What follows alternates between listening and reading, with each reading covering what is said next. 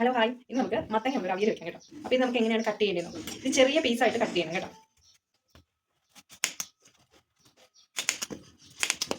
ഇതിൻ്റെ തോറ് ഇങ്ങനെ ചെത്തി മാറ്റണം. തോറ് വേണ്ട.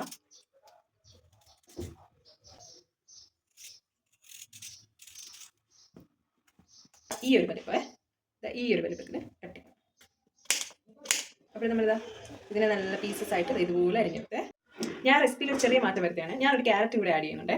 എങ്ങനെയുണ്ടെന്ന് നോക്കാം നമുക്ക് ക്യാരറ്റ് കൂടെ ആഡ് ചെയ്യുമ്പോൾ. അപ്പോൾ മത്തനിലൂടെ നമ്മൾ കുറച്ച് ക്യാരറ്റും കൂടെ ചെറിയ ചെറിയ പീസാക്കി അരിഞ്ഞിടുകയാണേ. ചെറിയ പീസായിട്ട് നമുക്ക് അരിഞ്ഞെടുക്കാം.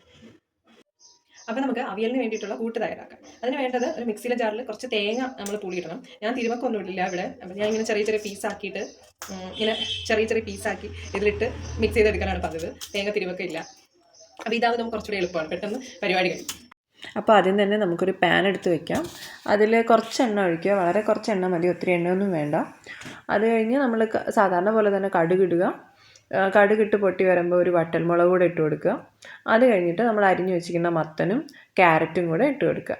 അത് നല്ലോണം ഒന്ന് അടച്ച് വെച്ച് വേവിക്കാനുണ്ട്, കാരണം ഇച്ചിരി വേവുണ്ട്. അപ്പോൾ ആ വേവ് വരുന്നത് വരെ ഒന്ന് അടച്ച് വെച്ചിരിക്കും.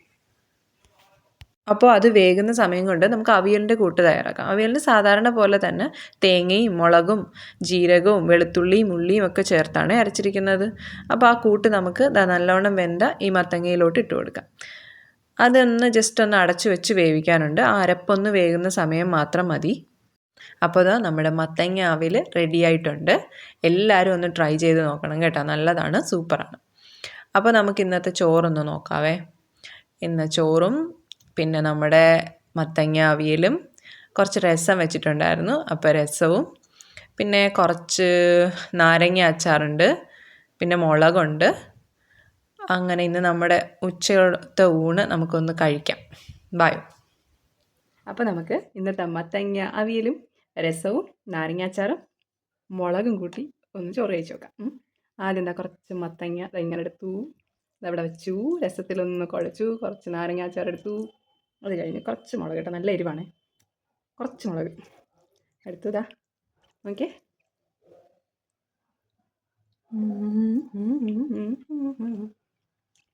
ഞാൻ ഉണ്ടാക്കിയോണ്ട് പറയണല്ല, നല്ല ടേസ്റ്റ് ഉണ്ട്.